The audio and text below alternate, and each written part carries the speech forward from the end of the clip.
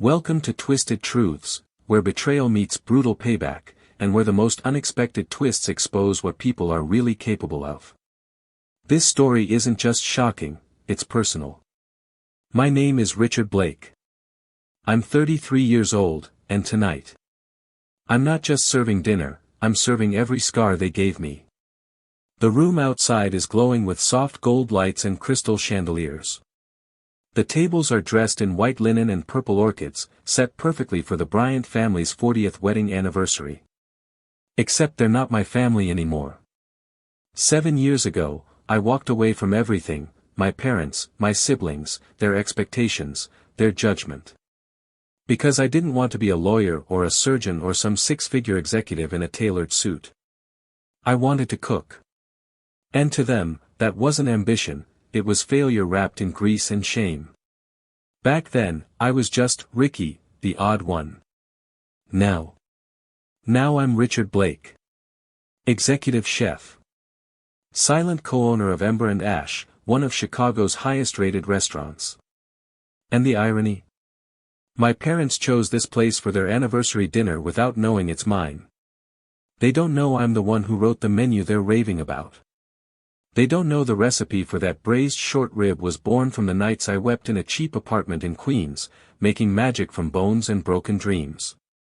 They don't know I've built a life of quiet, delicious rebellion. But they're about to. I watch them through the one-way kitchen glass, my father, Gregory, still stiff as marble, my mother, Lorraine, laughing that polite socialite laugh. My older brother, Grant, dressed like a walking Harvard brochure. My younger sister, Natalie, probably rehearsing her next podcast about elite lifestyle wellness or whatever she's into now.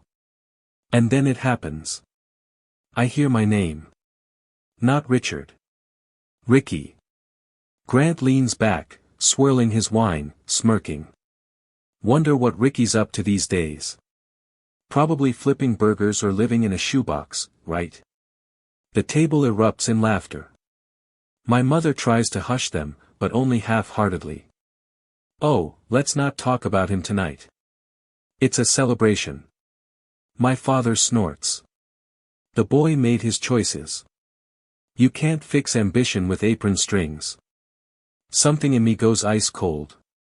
After everything I've built, every scar on my hands, every night I've slept 4 hours to make Ember and Ash what it is, they still think I'm a failure. But tonight?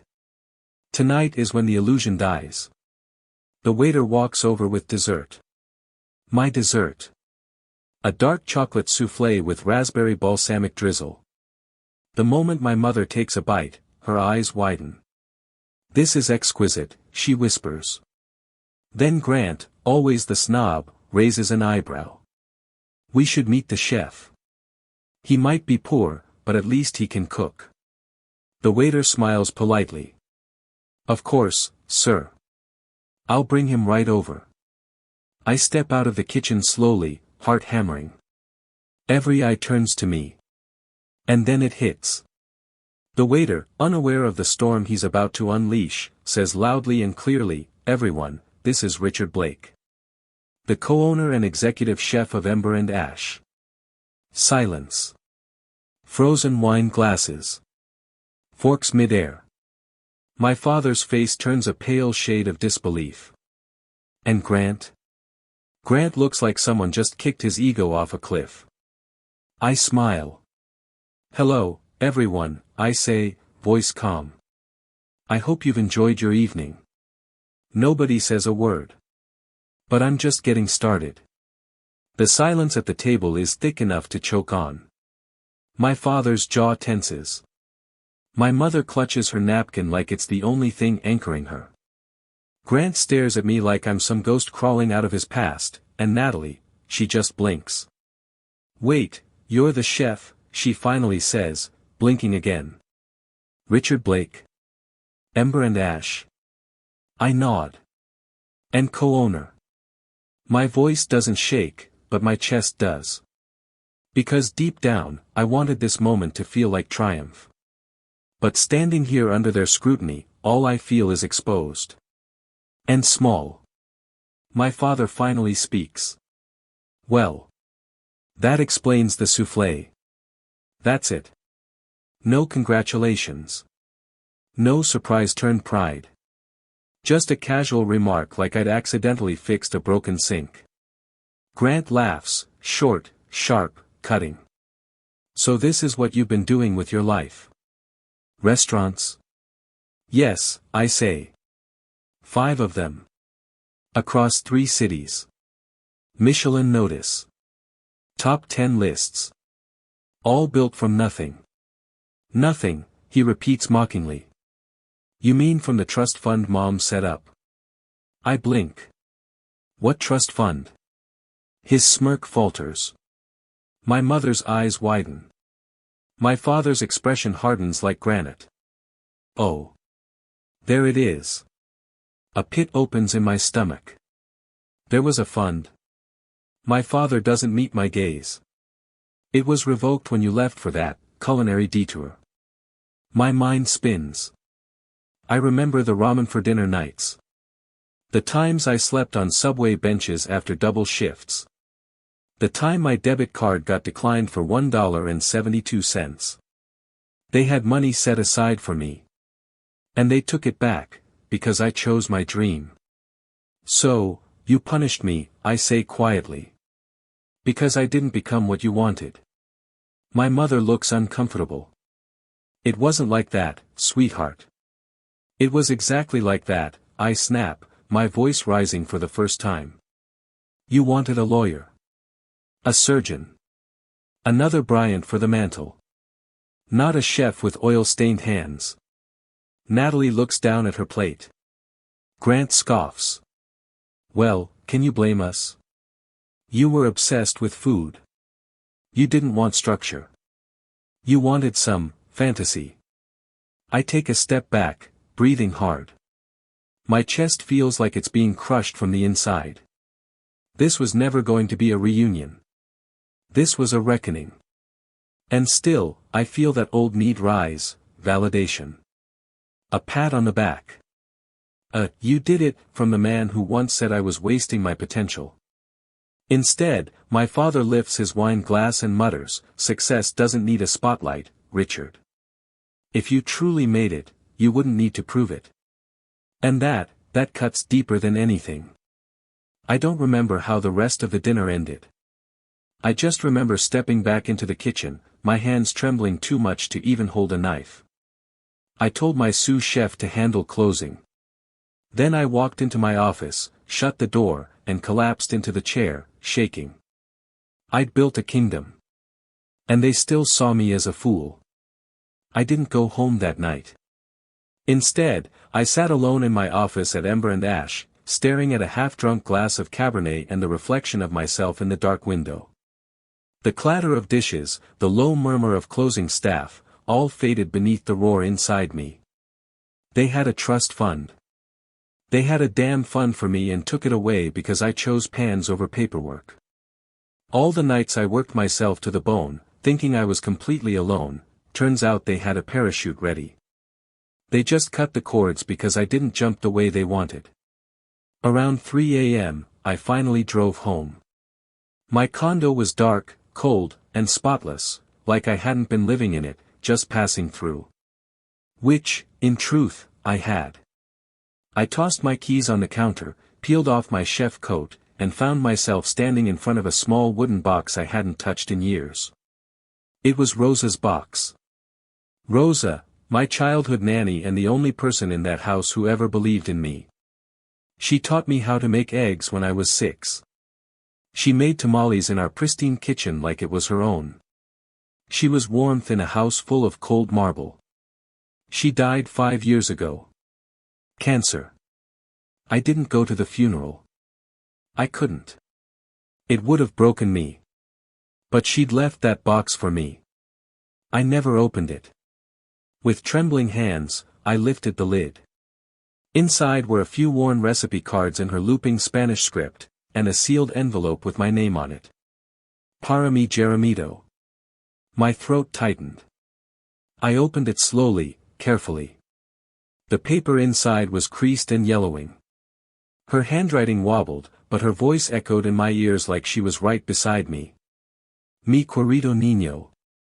If you are reading this, I am gone. But I need you to know a truth I could not speak when I was alive. When you were 17, your grandmother, your mother's mother, left you a gift. Money. A small inheritance. She had seen your heart, your love for cooking, and she wanted to help you follow it. She told your parents. But they never gave it to you. They said it would only encourage your weakness. I argued. I begged them. But they said I was a maid, not family. I saved what I could. I put away $6,000 in a separate account. I gave the information to my cousin Esperanza in New York. She will help you if you ever need it. You were never the failure, mi hijo. You were the flame in that cold house. Keep cooking. Keep dreaming. With all my love. Rosa. I dropped the letter. $6,000. My grandmother had believed in me. Rosa had fought for me. And my parents, they'd stolen it. They let me struggle. Starve. Sleep on couches. All while sitting on money that was meant for me. All because they didn't want to encourage my dream. The betrayal seared through me, deeper than any blade. I sat on the floor, gripping that letter, eyes burning. They thought the soufflé was the final course. They were wrong. This wasn't about pride anymore. This was war. After reading Rosa's letter, I didn't sleep. Couldn't. Every word echoed like a drumbeat in my skull. They stole from me. Not just money, but time. Opportunity. Dignity. And now, after all these years, they walked into my restaurant, mocked me to my face, and dared to act surprised when their broken toy turned out to be a masterpiece? No. That wouldn't go unanswered. But this wouldn't be some childish tantrum. I wasn't going to scream, break things, or post some passive-aggressive family truth on social media. No, I was going to cook them a 7-course reckoning. By morning, I was sitting in my office, a notebook open in front of me, filled with more than just recipes. This time, it held names, dates, and plans. I reached out to my legal advisor, Carla Mendez, a brilliant woman with a sharp mind and a sharper sense of poetic justice. Carla, I said, sliding Rosa's letter across the table. I want to know everything. The trust fund. The inheritance. If any of it can still be tracked or recovered. She read in silence, her eyes hardening line by line. I'll dig, she said. But Richard, this is blood money. You sure you want to bring it all out? I'm not doing it for money anymore, I said. I'm doing it for truth. And for Rosa. She nodded. Then let's get surgical. Over the next 2 weeks, I worked in silence, by day, managing the restaurants, by night, preparing the perfect setup. I had learned one thing from my parents, appearances matter. So I would use that against them. I knew they craved status, reputation, admiration. My father's law firm, my mother's foundation, even Grant's upcoming tech IPO, all built on an illusion of perfection. I just had to offer them a mirror. And I had the perfect bait. A philanthropy and food gala. I sent a formal invitation to the Bryant family, an exclusive charity dinner hosted at Ember and Ash's new flagship rooftop, featuring a surprise guest of honor, and a tribute to legacy, family, and entrepreneurship. Of course they said yes. They practically drooled over the idea. Natalie even emailed back asking if she could get front row seats, for press purposes. I gave them exactly what they wanted, prestige. Glory. A spotlight. And under that spotlight, I'd peel back every lie. Behind the scenes, Carla was brilliant. She uncovered everything. The trust fund. Still legally active but frozen after I turned 18, without my consent. The inheritance from my grandmother. Illegally rerouted to my father's foundation account. We had signed bank records, notarized statements from Rosa's cousin Esperanza, and even a dated voicemail from my grandmother referencing the money meant for Richard's cooking dreams. The paper trail was tight. Carla looked at me one night and said, "You could press criminal charges if you wanted." But I shook my head. No. I want them to confess. In front of the world. I want their pride to be the blade. So we planned the gala like a wedding, down to the finest silverware. A guest list filled with journalists, food critics, city officials, and influencers. People my parents would bend over backward to impress. And when the night came, it wasn't just a dinner. It was a reckoning dressed in tuxedos and gold trim. The night of the gala arrived like a thunderstorm dressed in silk. The rooftop of ember and ash shimmered with warm lighting and crystal chandeliers strung between wrought iron beams. Jazz floated through the air, glasses clinked, and laughter echoed under the stars. My staff moved like clockwork, trained, silent, and ready. This wasn't just a dinner. This was a performance. And I was the conductor. I stood backstage for a moment, watching the room. Every table was filled, local politicians, elite food critics, media influencers, and a few key players from the culinary and philanthropy world. All of them curious, buzzing with whispers about the night's surprise honoree. And then I saw them. The Bryants. My father in a charcoal suit, flanked by my mother in an emerald gown. Grant wore his ever-arrogant smirk, Natalie her media-ready smile. They looked relaxed, radiant even. My mother air-kissed guests like she was born under a chandelier. They had no idea. I stepped into the room to light applause, introduced by a well-known food critic who called me a rising icon in American cuisine. The microphone felt heavier than usual in my hand. "Good evening," I said, scanning the crowd until my eyes landed on my father. "Tonight is not about me. It's about legacy. About the people who shape us, and those who almost break us." I paused, hearing my own heart pound. Tonight's menu is personal. Each course tells a piece of my story, my journey. I'll let the food speak. Then the meal began. First course, shrimp ceviche with mango and jalapeno, Rosa's favorite, the one that started it all. I watched my mother taste it, smile, and lean toward Natalie. "This is divine." Second course, lentil soup with coconut milk, what I survived on during my first months in New York. Third, roasted beet salad with goat cheese, the first dish that got me a standing ovation at La Stella. Each course was a confession. And with every bite, I watched their pride rise, unaware it was being fattened for slaughter. After the fourth course, I took the mic again. "Now, before our main course, I want to share something. A letter. From someone who shaped this journey more than anyone else." The lights dimmed slightly. A hush fell. I unfolded Rosa's letter, the one I had read dozens of times in the quiet dark. I didn't mention her name at first. I simply read the words aloud.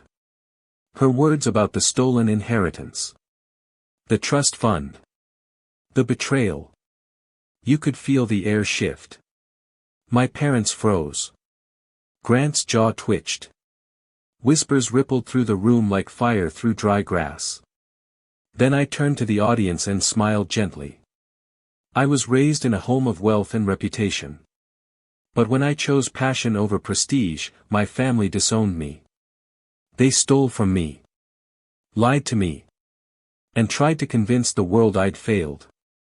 I pointed to the projector screen behind me, where Carla had queued up a bank record, one showing the redirected inheritance. "This is the account where my grandmother's money, meant for my culinary training, was siphoned off." Gasps. Phones began recording. My father stood, red-faced. This is a private family matter." "No, Dad," I said, steady. "It became public when you let the world think I was a disgrace." My mother's eyes welled, her hand over her mouth. Grant whispered something to Natalie, who looked like she wanted to vanish. "And now," I said, our main course, red wine braised beef with thyme, Rosa's secret recipe. Then I looked directly at my father. Because she, not you, fed my dream. And I walked off stage, to a standing ovation. I stood off stage, my hands trembling slightly, not from fear, but from release. Years of silence, doubt, and shame had just cracked open under the glittering lights of my own rooftop. For the first time, I'd spoken my truth aloud. The applause still echoed behind me. But I didn't go back in right away. I needed air. Stillness. And then, I heard a voice behind me. Richard. It was Natalie. I turned, expecting a performative scolding or another eye roll soaked in privilege. But her eyes were different. Not cold. Not angry. Wounded. I need to talk to you, she whispered, looking down. Alone. We stepped into my office. She closed the door softly and leaned against the wall like the words inside her weighed 1,000 pounds. You think you know everything they did, she said, quietly. But you don't. I stared. What are you talking about? She swallowed, shaking her head. When you left for New York. I was the only one who knew about the inheritance from Grandma. Mom told me to forget it. Said it was irrelevant. I was 21. I didn't know what to do. Why didn't you tell me? I asked, my voice brittle. Because I thought you'd hate me, she said, tears rising. I didn't know Dad had drained the fund. I thought it was just, delayed. Until last year, when I found documents in his study. He'd rerouted your money into his firm's offshore account. Then lied about it to the family. Said you'd refused it. My knees nearly gave out. He didn't just sabotage me. He made me look ungrateful. Natalie reached into her purse and handed me a flash drive. All the files are on here. Bank transfers. Emails. Even a recorded voicemail from Dad, bragging that letting you struggle would build character. My lungs stopped working for a moment. All these years. I thought my father was cold. But no, he was calculated. Cruel. And Natalie, she'd carried this guilt silently, alone. She looked up at me, eyes full of pain. I'm sorry. I should have told you sooner. But I'm telling you now. And I'll testify if you ever want to go public. I took the flash drive, heart pounding. Suddenly, this wasn't just poetic justice. It was criminal. And I held the truth in the palm of my hand. Thank you, I whispered. She nodded. I'm done protecting them. And you're not alone anymore. I stared at the flash drive for a long time after Natalie left the office. It was small, light, but heavy with everything I'd needed for over a decade. Proof. Truth. Vindication. One click, one headline, and my father's name would be scorched across every news outlet from Chicago to D.C., embezzlement, fraud, inheritance theft. He'd lose his law license. His firm. His reputation. Maybe even his freedom. And the irony? He handed me the match the day he said I wasn't strong enough to carry fire. I walked back into the gala. Guests were still murmuring, gossip swirling like perfume and smoke. The Bryant name was now wrapped in suspicion instead of respect. My father stood stiff at the edge of the room, red-faced, surrounded by no one.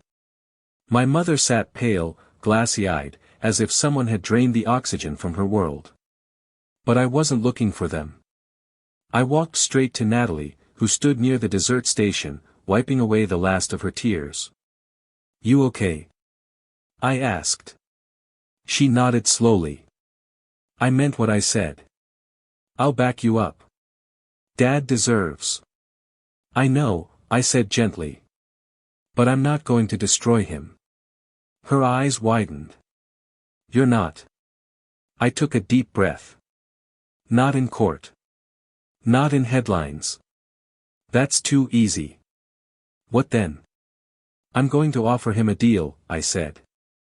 He writes a public letter of admission. Apologizes for everything. Returns the stolen inheritance to Rosa's family and the rest to the charity Grandma supported. Then, he walks away. Quietly. From his firm. From the Bryant Foundation. From anything with a pedestal. And if he doesn't? I smiled faintly. Then I released the drive. And let the world eat him alive. Natalie exhaled, half shocked, half impressed. You really became the one with power, didn't you? No, I said. I just stopped needing their approval. Later that week, I met my father in his firm's marble-walled office. He tried to act composed, but his hands trembled as I slid the flash drive across the desk. I know everything, I said. You stole from your son. Lied to your mother. And used my name as a cautionary tale for failure while I built something real. He said nothing. I don't want your empire, I continued. I don't want revenge. I want the truth. Out loud. And I want you to give Rosa and Grandma the honor they were denied. Finally, he looked at me. For the first time, his voice cracked. I thought I was helping you become stronger. No, I said, calmly. You were helping yourself feel superior. That night, he emailed me the letter.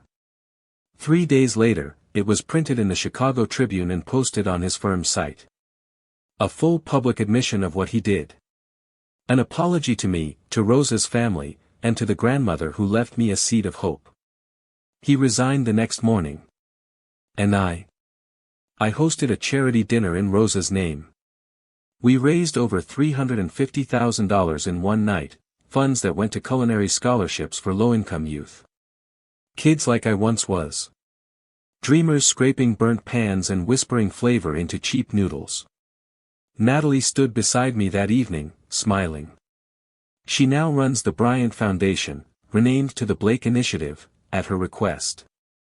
My mother comes to the restaurant sometimes. She never talks about the past, but she always leaves a generous tip and a handwritten thank you note with a small heart in the corner. And Grant?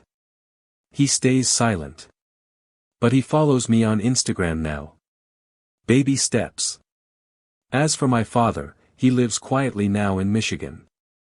I haven't spoken to him since the letter. But sometimes, that's what justice is. Not a roaring fire, but the quiet extinguishing of false pride. I no longer crave their approval. I have my fire. I have my truth. And above all, I have my peace. In the end, truth has a way of surfacing, even if it comes twisted through pain and betrayal. As one wise voice once said, sometimes your greatest enemy was once your closest ally. If this story struck a chord with you, let us know in the comments. And don't forget to subscribe, share, and spread the word, because justice deserves to be heard.